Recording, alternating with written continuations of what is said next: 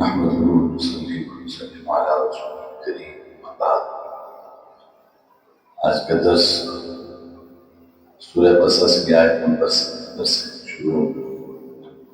اعوذ باللہ من الشیطان الرجیم. بسم اللہ الرحمن الرحیم. وابتغ فیما آتاک اللہ الدار الآخرہ ولا تنس نصیبک من الدنیا واحسن کما احسن اللہ الیک ولا تبغ الفساد فی الارض ان اللہ لا يحب المفسدین. اور اللہ نے تمہیں جو بھی دے رکھا ہے اس کے ذریعے آخرت والا گھر بنانے کی کوشش کرو اور دنیا میں سے بھی اپنے حصے کو نظر انداز نہ کرو. اور جس طرح اللہ نے تم پر احسان کیا ہے تم بھی دوسروں پر احسان کرو اور زمین میں فساد بچانے کی کوشش نہ کرو. یقین جانو اللہ فساد بچانے والوں کو پسند نہیں کرتا. قال انما اوتیتہ علی علم عندی. کہنے لگا یہ سب کچھ تو مجھے خود اپنے علم کی وجہ سے ملا. اولم یعلم ان اللہ قد اہلک من قبلہ من القرون من هو اشد منہ قوۃ واکثر جمعا. بھلا کیا اسے اتنا بھی علم نہیں تھا کہ اللہ نے اس سے پہلی نسلوں کے ایسے لوگوں کو ہلاک کر ڈالا تھا جو طاقت میں بھی اس سے زیادہ مضبوط تھے اور جن کی جمعیت بھی زیادہ تھی. وَلَا يُسْأَلُ عَنْ ذُنُوبِهِمُ الْمُجْرِمُونَ. اور مجرموں سے ان کے گناہوں کے بارے میں پوچھا بھی نہیں جاتا. فَخَرَجَ عَلَىٰ قَوْمِهِ فِي زِينَتِهِ. پھر ایک دن وہ قارون اپنی قوم کے سامنے اپنی آن بان کے ساتھ نکلا. قال الذين يريدون الحیات الدنیا یا لیت لنا مثل ما اوتی قارون. جو لوگ دنیاوی زندگی کے طرفدار تھے وہ کہنے لگے ایک کاش ہمارے پاس بھی وہ چیزیں ہوتی جو قارون کو عطا کی گئی. یقیناً وہ بڑے نصیبوں والا ہے. وقال الذين اوتوا العلم ويلكم ثواب الله خير لمن آمن وعمل صالحا. اور جن لوگوں کو اللہ کی طرف سے علم عطا ہوا تھا انہوں نے کہا تم پر افسوس ہے کہ تم ایسا کہہ رہے ہو. اللہ کا دیا ہوا ثواب اس شخص کے لیے کہیں زیادہ بہتر ہے جو ایمان لائے اور نیک عمل کرے. ولا يلقاها الا الصابرون. اور وہ انہی کو ملتا ہے جو صبر سے کام لیتے ہیں. فخسفنا به وبداره الارض. پھر ہوا یہ کہ ہم نے اسے اور اس کے گھر کو زمین میں پھنسا دیا. فما كان له من فئة ينصرونه من دون الله. پھر اسے کوئی ایسا گروہ میسر نہ آیا جو اللہ کے مقابلے میں اس کی مدد کرتا. وما كان من المنتصرين. اور نہ وہ خود اپنا بچاؤ کر سکتا. واصبح الذين تمنوا مكانه بالامس يقولون ويك ان الله يبسط الرزق لمن يشاء من عباده ويقدر. اور کل جو لوگ کچھ ایسا ہونے کی تمنا کر رہے تھے کہنے لگے اوہو پتہ چل گیا کہ اللہ اپنے بندوں میں سے جس کے لیے چاہتا ہے اس کا وسعت کر دیتا ہے اور جس کے لیے چاہتا ہے تنگی کر دیتا ہے. لولا امن اللہ علینا لخسف بنا. اگر اللہ نے ہم پر احسان نہ کیا ہوتا تو وہ ہمیں بھی زمین میں دھسا دیتا. وہی کأنہ لا یفلح الکافرون. اوہو پتہ چل گیا کہ کافر لوگ فلاح نہیں پاتے. یہ قارون کا قصہ ان آیات میں چلتا ہے اور اس کا خلاصہ میں پچھلے جو میں عرض کر چکا ہوں آپ حضرات کے ساتھ. میں نے عرض کیا تھا کہ اللہ تعالیٰ نے قارون کو بلکہ اللہ کے نیک بندوں نے جو بنی اسرائیل سے تعلق رکھتے تھے انہوں نے جب قارون کی سرکشی دیکھی تو اس کو 4 نصیحتیں کی. پہلی نصیحت یہ کی کہ وابتغ فیما آتاک اللہ الدار الآخرہ. کہ اللہ نے تمہیں جو مال و دولت عطا کیا ہے تو تم اس کے ذریعے آخرت والا گھر بنانے کی کوشش کرو. یعنی اللہ ہمیں جو کچھ عطا فرماتے ہیں تو ہم اس کے ذریعے سے اپنی آخرت بنا سکتے ہیں. کہ بھئی دنیا میں ہم جو اللہ کا دیا ہوا مال و دولت ہے اللہ کا دیا ہوا علم ہے اس سے اللہ کے بندوں کو فائدہ پہنچائیں گے تو ہماری آخرت بن جائے گی، آخرت پہ گھر بن جائے گا۔ تو یہ تو پہلی بات ہے، پہلی نصیحت ہے کہ وابتغ فیما آتاک اللہ الدار الآخرہ، اللہ نے تمہیں جو کچھ دے رکھا، دیکھیں کیا لفظ استعمال کر رہا ہے، فیما، یہ نہیں کہا مال جو دیا ہے، جو کچھ تمہیں دے رکھا ہے، اللہ نے تمہیں جو کچھ دے رکھا ہے اس کے ذریعے سے آخرت والا گھر بنانے کی کوشش کرو۔ لیکن لوگ یہ سمجھتے ہیں کہ جنت بنانے کے لیے نا دنیا میں پیسہ ضروری ہے،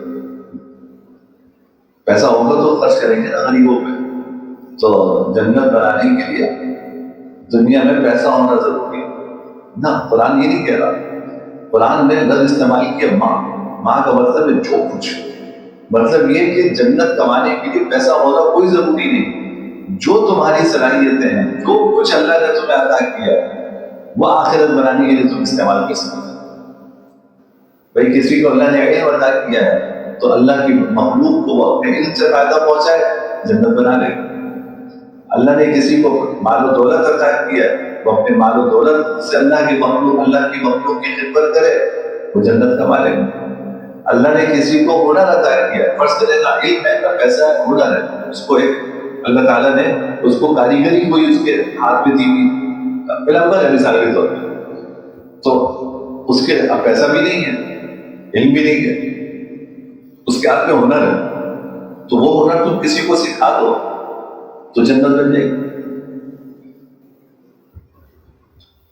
اللہ نے انسان کو جو ہنر دیا ہے وہ ہنر بھی آپ کسی کو سکھا دیں، یہ بھی تو صدقہ ہے، یہ بھی صدقہ ہے۔ تو اس لیے یہاں پہ باری تعالیٰ نے یہ نہیں فرمایا کہ جو کچھ ہم نے تمہیں مال دیا ہے اس سے اپنا آخرت کا گھر بناؤ، نہیں، جو کچھ تمہیں دیا ہے، جو کچھ میں سب آ گیا، اللہ نے علم کی صلاحیت دی، اللہ نے مال عطا فرمایا، اللہ نے کوئی ہنر عطا فرمایا، کچھ بھی ہو جو اللہ نے آپ کو صفات عطا کی ہیں اس سے اللہ کی مخلوق کو فائدہ پہنچائیں گے، بس اللہ کی مخلوق کو فائدہ پہنچائیں گے، جنت میں اپنا گھر بنائیں گے۔ تو فرمائے کہ وابتغ فیما آتاک اللہ تعالی، دوسری نصیحت یہ فرمائی کہ ولا تنس نصیبک من الدنیا، دنیا میں سے بھی اپنے حصے کو نظر انداز نہ کرو۔ میں نے عرض کیا تھا کہ اللہ تعالیٰ یہ نہیں ہم سے مطالبہ کرتے کہ ہمارے پاس جو کچھ ہے ہم وہ صدقہ خیرات کر کے اپنا آخرت کا گھر ہی بنائیں، دنیا میں بھی تو ہماری ضرورتیں ہیں نا، ہماری ضرورتیں، ہمارے بیوی بچوں کی ضرورت ہے، عزیز و اقارب کی ضرورت ہے، ماں باپ کی ضرورت ہے۔ آپ اللہ تعالیٰ فرما رہے ہیں دنیا کی ضرورتیں بھی پوری کرو۔ انسان اپنی دنیا کی ضرورتیں پورا کرنے پر بھی جب پیسہ خرچ کرتا ہے اللہ اس پر بھی خوش ہوتا ہے، اللہ اس پر بھی خوش ہوتا ہے۔ اب کہنے کو تو وہ اپنی ضرورت پوری کر رہا ہے نا، لیکن اللہ اس پر بھی خوش ہوتا ہے کہ میرا بندہ میری نعمت اپنے استعمال میں لے کر آ رہا ہے، تو اللہ تعالیٰ اس پر بھی خوش ہوتے ہیں۔ وَأَمَّا بِنِعْمَةِ رَبِّكَ فَحَدِّثْ، کہ اللہ نے جو نعمت عطا فرمائی ہے وہ بیان کیجیے۔ اسی طرح میں نے حدیث ذکر کی تھی کہ ان اللہ یحب ان یرى اثر نعمته علی عبدہ، اللہ کو یہ اچھا لگتا ہے کہ اپنی نعمت کا اثر اپنے بندے پر دیکھے، یعنی اللہ نے جو نعمت عطا فرمائی ہے بندہ وہ اللہ کی نعمت استعمال کرے، اللہ تعالیٰ کو اچھا لگتا ہے کہ میری دی ہوئی نعمت استعمال کر رہا، اچھے کپڑے پہنے آپ نے، اچھے جوتے پہنے، اچھی ٹوپی پہنی، اچھے گھر میں آپ رہ رہے ہیں، اللہ کو اس میں بھی خوشی ہوتی ہے کہ میری دی ہوئی نعمت میرا بندہ استعمال کر رہا ہے۔ بس صرف اس کا اعتراف ہونا چاہیے کہ اللہ تیرے ہی دیا، اکڑنا نہیں چاہیے، بس یہ اعتراف ہونا چاہیے کہ اللہ آپ ہی کا دیا ہوا ہے، میں آپ کا شکر ادا کرتا ہوں اور یہ نعمت استعمال کر رہا ہوں، اللہ اس پر خوش ہوتا ہے۔ حدیث آتا ہے کہ ایک شخص نوجوان تھا اور خوب کمانے کے لیے محنت کر رہا تھا، تو صحابہ کرام حضور کے ساتھ وہاں سے گزرے تو کسی صحابی نے حضور سے عرض کیا کہ یا رسول اللہ، یہ اس کی کاش کی اس کی صلاحیتیں، اس کی محنت اللہ کے راستے کے لیے استعمال ہوتی،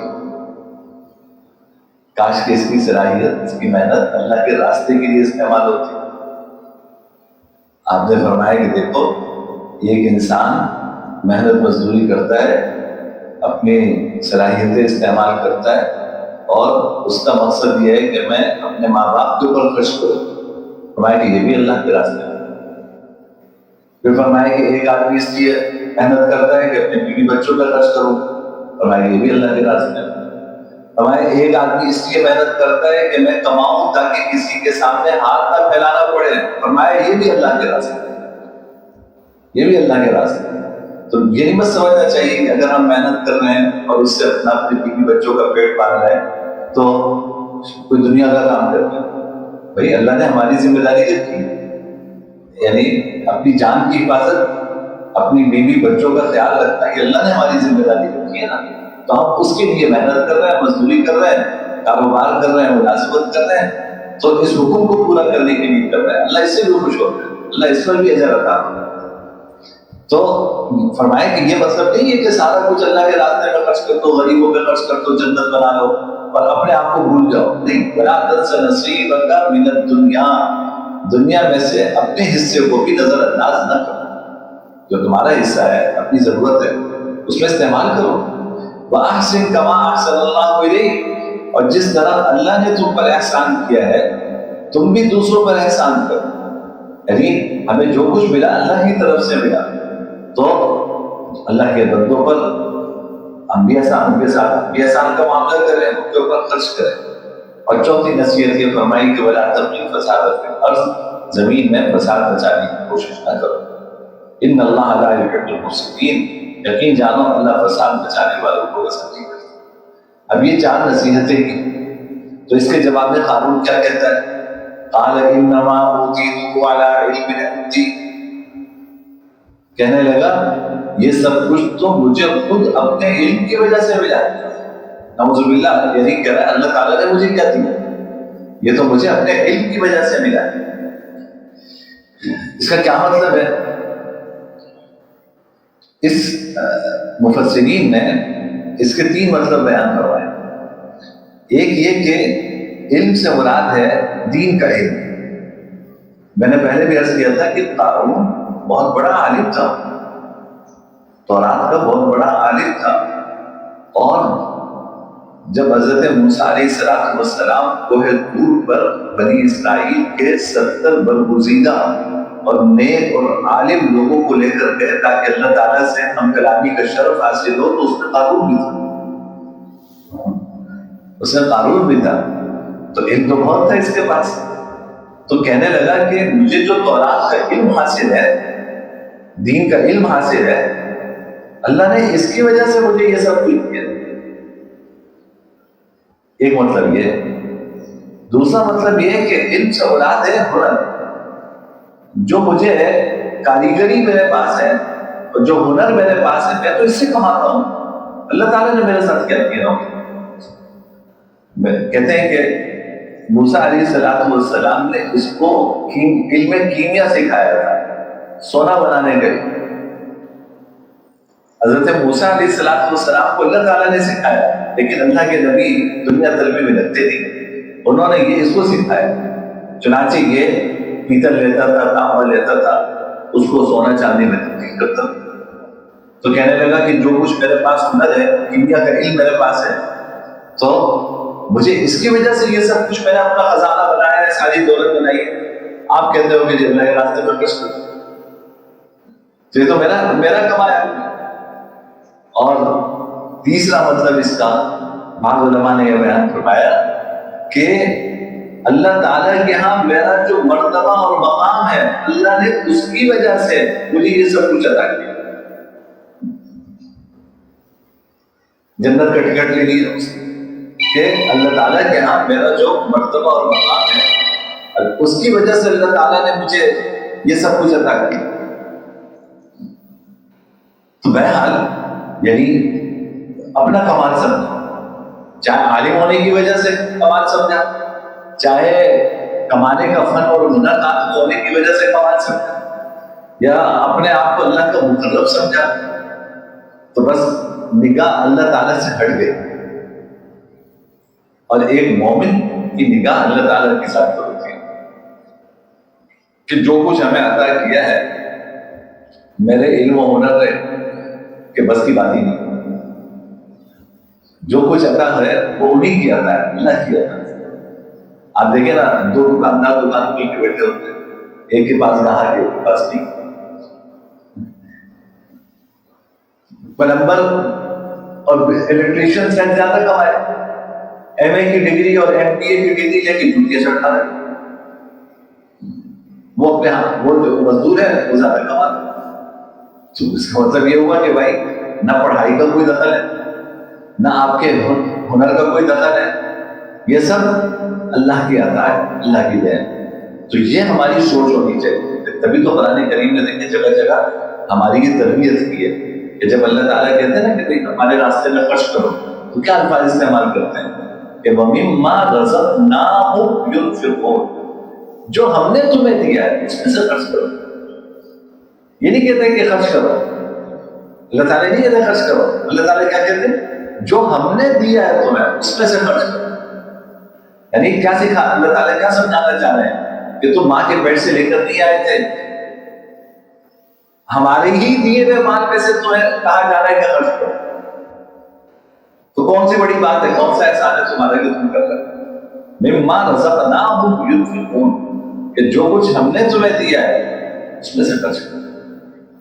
تو اس لیے ایک مومن کی سوچ اور قارون کی سوچ دونوں میں اس آیت سے فرق معلوم ہوتا ہے کہ مومن کی سوچ یہ ہوتی ہے کہ بھائی میرے پاس جو کچھ ہے وہ میرے اللہ کی طرف سے دیا، علم ہے تو اللہ کی طرف سے دیا ہوا ہے، مال ہے اللہ کی طرف سے، صحت ہے اللہ نے دی ہے، اگر اللہ چاہے تو علم دے۔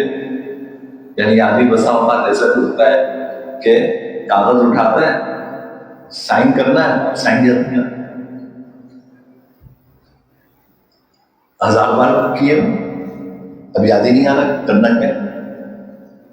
تو اگر آپ کا علم ہے، اللہ دکھاتے ہیں نا، آپ کو نام یاد بھول جاتے ہیں تو نام ہی بھول گئے کہ نام کیا ہے۔ اچھا بہت گھر میں کوئی ہے اس کا نمبر چاہیے، اب نام یاد نہیں، آپ کیا نام ہے، کیا علم؟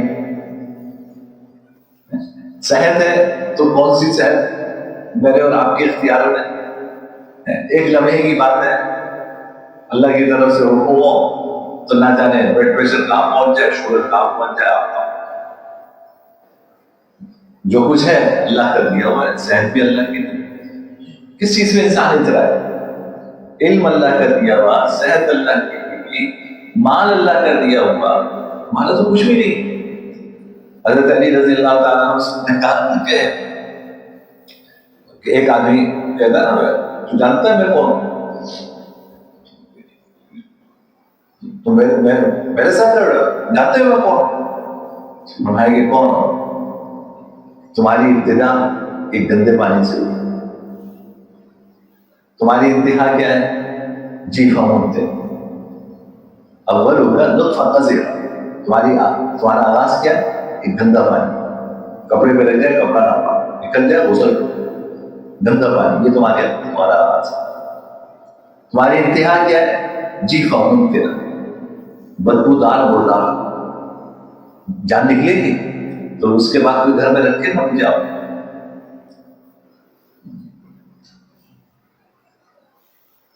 اب یہ ہوگا کہ بھائی مردے کو دفنانا،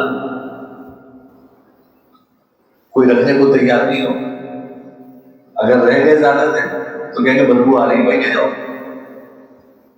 تو انتہا یہ، تو آغاز گندا پانی، انتہا بدبودار مردہ، وَتَحْمِلُ بَيْنَهُمْ مَعَاذِرَ، اس ابتدا اور انتہا کے درمیان بندگی لیے کر رہا۔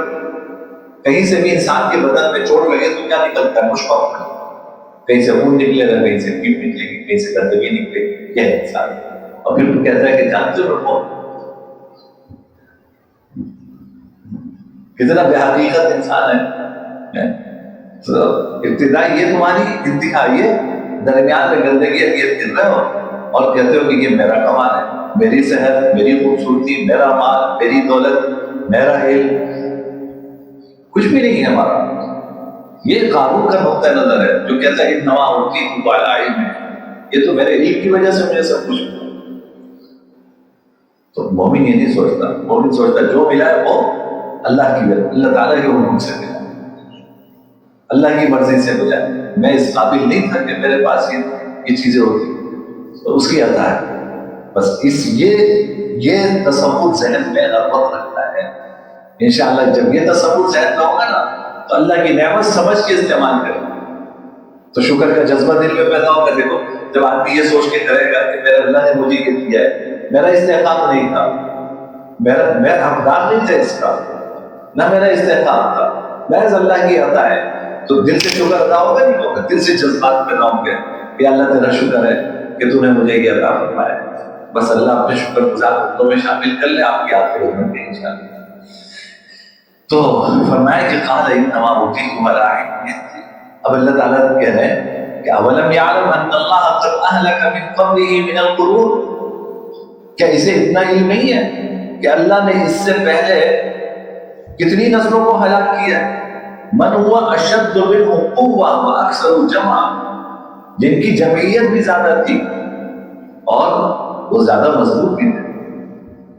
اس سے پہلے کتنی قومیں گزری ہیں، مضبوط بھی، قوت میں بھی زیادہ تھے، جمعیت بھی زیادہ تھی۔ یا جمع کا یہ دوسرا مطلب یہ کہ مال بھی خوب جمع کیا ہوا تھا۔ آج وہ کہاں ہیں؟ اللہ نے انہیں ہلاک کیا، تو تم کون سے ہو؟ تم کون سے بچہ ہو؟ تو عبرت حاصل کرو تم کہ کتنے لوگ پہلے ہلاک ہو چکے ہیں۔ پھر فرمایا کہ لا یوسف لا یوسف کہ قیامت کے دن ان کے گناہوں کے بارے میں پوچھا بھی نہیں جائے گا، مجھ سے سب ثابت ہوگا، کچھ ہی پوچھا جائے گا کہ کیا کیا، پکڑ کے جہنم میں ڈالا جائے گا، بجائے کہ جو کچھ کیا وہ سب ثابت ہوگا۔ فخرج، اب قارون کا انجام بتا رہے ہیں کہ فخرج علی قومہ فی زینت، ایک دن وہ اپنی قوم کے سامنے اپنی آن بان ٹھاٹ بھاٹ کے ساتھ نکلا۔ تو اب اس میں قرآن نے تو اتنا کہا کہ ٹھاٹ بھاٹ کے ساتھ نکلا، آن بان کے ساتھ نکلا، اس کی مفسرین نے بہت ساری روایتوں کی روشنی میں اس کی تفصیل بیان کی ہے کہ 90,000 لوگ تھے اس کے جو اس کے ملازم تھے، باندیاں تھیں، سواریاں تھیں، اس میں ٹھاٹ بھاٹ کے ساتھ یہ نکلا قوت دکھانے کے لیے۔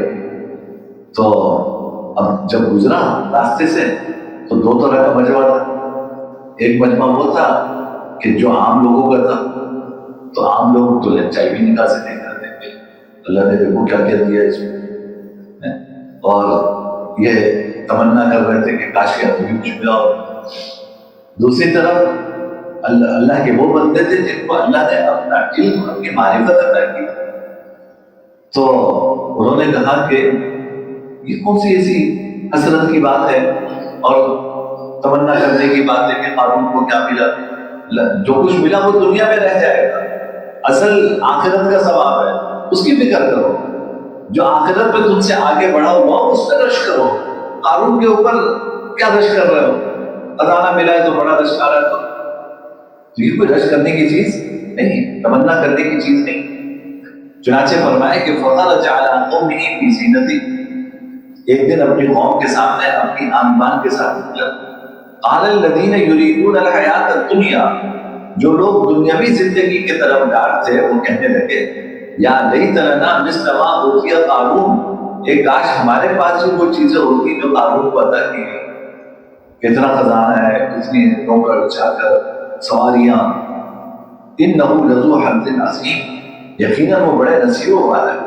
یہ لوگ کہنے لگے کہ قارون تو بڑے نصیبوں والا ہے، لیکن اس کے مقابلے میں وقال الذین اوتوا العلم، جن لوگوں کو اللہ کی طرف سے علم عطا ہوا تھا انہوں نے کہا ویلکم، تم پر افسوس ہے، ثواب اللہ خیر لمن آمن وعمل صالحا، اللہ کا دیا ہوا ثواب اس شخص کے لیے کہیں زیادہ بہتر ہے جو ایمان لائے اور نیک عمل، یعنی ہمیں آخرت میں جو کچھ ملے گا جنت میں وہ دنیا کے ساز و سامان سے کہیں درجے بہتر ہے۔ وجہ کہ دنیا کا ساز و سامان ہے آج ہے کل نہیں، آخرت میں اللہ جو عطا فرمائیں گے اس کو کبھی فنا نہیں، اس کو کبھی فنا نہیں ہے۔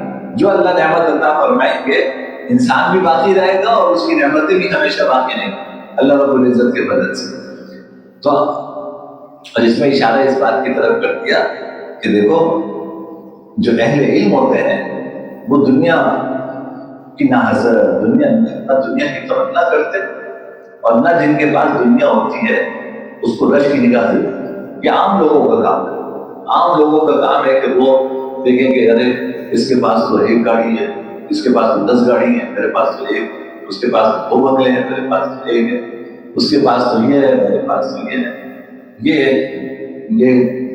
اللہ کے جو نیک بندے ہیں یہ ان کا مقام نہیں ہے, ان کا کام نہیں ہے.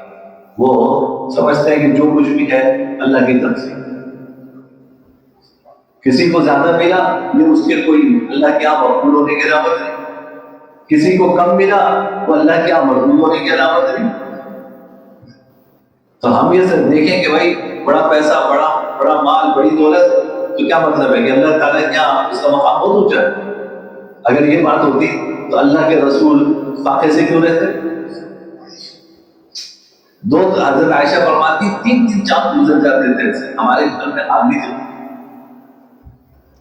کیسے گزارا ہوتا تھا؟ اللہ رسول نے پانی اور کھجور یہ گزارا ہوتا. ایک مرتبہ اللہ تعالیٰ نے فرشتہ بھیجا, فرشتے نے آ کے عرض کیا کہ حضور آپ اجازت دیں تو میں مکہ کے سارے سنگریزوں کو سونے میں تبدیل کر دوں. آپ بس ایک اشارہ کر دیں.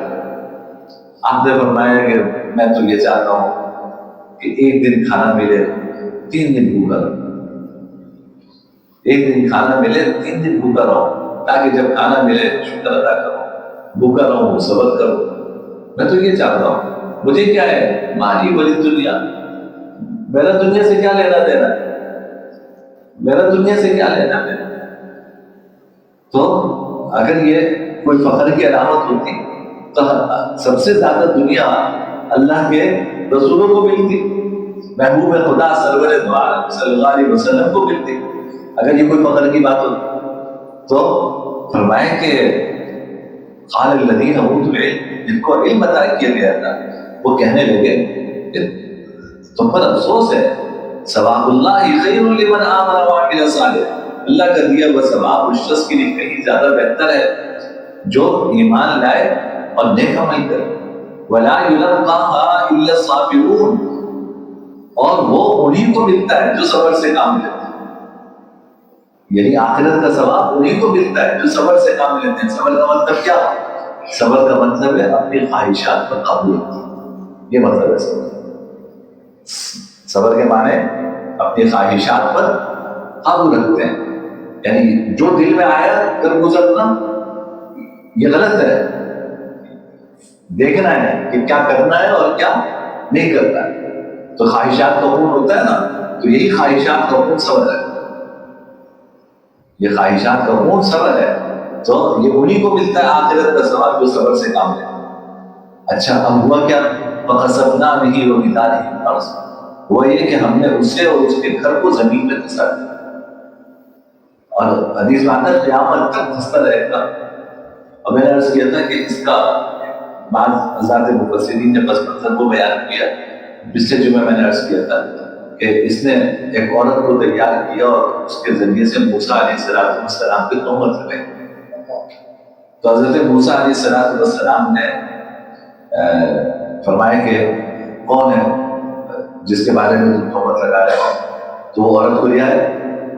تو حضرت موسیٰ علیہ السلام نے اس عورت کو قسم کی کہ اس خدا کی قسم جس نے تورات نازل کی, تم بتاؤ کہ کیا یہ سچ کہہ رہا ہے؟ تو اس نے کہا کہ نہیں, اس نے مجھے پیسوں کا لالچ دیا تھا اور اس میں نے آ کے آپ کو الزام دیا. حضرت موسیٰ علیہ السلام سجدے میں گئے کہ اللہ تعالیٰ نے بلا ظاہر کیا. پھر اللہ تعالیٰ نے حضرت موسیٰ علیہ السلام کو اختیار دے دیا کہ تمہیں قارون کے بارے میں فیصلے کے اختیار ہے, کیا کرنا چاہتے ہو, زمین کو جو کہو گے کریں. تو حضرت موسیٰ علیہ السلام نے زمین سے کہا کہ اس کو دھساؤ. تو پہلے قارون دھسا, یعنی پہلے پنڈلی کر گیا, کر کے زمین میں دھسا, موسیٰ علیہ السلام کے پھر منت سماجت کرنے لگا، آپ نے کہا یہاں تک کہ پورا دھس گیا، بار بار منت سماجت کی۔ اللہ تعالیٰ نے بعد میں حضرت موسیٰ علیہ السلام سے کہا کہ موسیٰ جتنی مرتبہ اس نے تمہیں پکارا ہے، کاش کہ ایک مرتبہ ہمیں پکارتا تو ہم اس کو بچا دیتے۔ تمہیں اس سے اتنی مرتبہ پکارا ہے، ہم انسان ہے نا، انسان تو مغلوب الغضب ہے، اللہ تو رحیم و کریم ہے، تو کہا کہ جتنی مرتبہ اس نے تمہیں پکارا ہے، کاش کہ ایک مرتبہ ہمیں پکار لیتا تو ہم نجات دے دیتے۔ اور کیا مفسرین نے لکھا، تفسیر قرطبی میں میں نے پڑھا کہ یہ دستے زمین میں دھسا جا رہا تو نیچے سمندر ہے، تو جب حضرت یونس علیہ السلام مچھلی کے پیٹ میں گئے تو سمندر کی گہرائیوں میں قارون کی ملاقات ہوئی۔ اس نے حضرت یونس علیہ السلام سے کہا کہ بس تم اللہ کو پکارنا، میں مخلوق کو پکار کے دیکھ چکا ہوں، میں مخلوق کو پکار کے دیکھ چکا ہوں، تم اللہ کو پکارنا۔ چنانچہ اللہ کو پکارا، لا الہ الا انت سبحانک انی کنت من الظالمین۔ اللہ نے اجازت عطا فرمائی، اللہ نے اجازت عطا فرمائی۔ تو پہلے تو قارون کو دسایا، تو لوگ کہنے لگے بنی اسرائیل کے کہ اچھا قارون تو مر گیا، اب موسیٰ کے مزے آ گئے، کیونکہ چچا زاد بھائی تھے، تو سارا خزانہ سب کچھ موسیٰ علیہ السلام کو ہو گیا، تو انہوں نے شاید اسی لیے دھسایا کہ سارا خزانہ ان کا ہو جائے۔ حضرت موسیٰ علیہ السلام نے اللہ تعالیٰ سے دعا کی کہ یا اللہ اس کے خزانے کو بھی اس کے ساتھ زمین میں دھسا، مجھے خزانہ نہیں چاہیے، مجھے خزانہ نہیں چاہیے۔ چنانچہ قارون کے ساتھ اس کا خزانہ بھی زمین میں دھسا، اور حدیث آتا ہے قیامت تک دھستا رہے گا۔ اللہ ہم سب کی حفاظت کرے۔ فرمایا کہ فما کان له من فئۃ ينصرونه من دون اللہ، اسے کوئی ایسا گروہ میسر نہ آیا جو اللہ کے مقابلے میں اس کی مدد کر، وما کان من المنتصرین، اور نہ وہ خود اپنا بچاؤ کر سکتا۔ جب قارون کا یہ حشر دیکھا تو اصبح الذین تمنوا مکانہ بالامس یقولون، تو کل جو لوگ اس جیسا ہونے کی تمنا کر رہے تھے کہ بھائی یہ تو بڑا نصیبوں والا ہے قارون، تو وہ کہنے لگے کہ اوہو پتہ چل گیا کہ اللہ اپنے بندوں میں سے جس کے لیے چاہتا ہے رزق وسعت کر دیتا ہے، اور جس کے لیے چاہتا ہے تنگی کر دیتا ہے۔ اور لولا امن اللہ علینا لخسف بنا، اگر اللہ نے ہم پر احسان نہ کیا ہوتا تو ہمیں بھی زمین میں دھسا دیتا، کہ بھائی ہم بھی تو تمنا کر رہے تھے کہ کاش کے بھی قارون جیسے ہوتے، ہمیں بھی اتنا کچھ ملتا۔ تو آپ کہہ رہے ہیں کہ اللہ کا شکر ہے کہ اللہ نے ہمیں بچا دیا، قارون جیسا حشر ہمارا نہیں ہوا۔ وہی کأنہ لا یفلح الکافرون، وہ پتہ چل گیا کہ کافر لوگ فلاح نہیں پڑے۔ اللہ تعالی ہم سب کو سمجھنے کی توفیق عطا فرمائے۔ آخر دعوانا الحمدللہ۔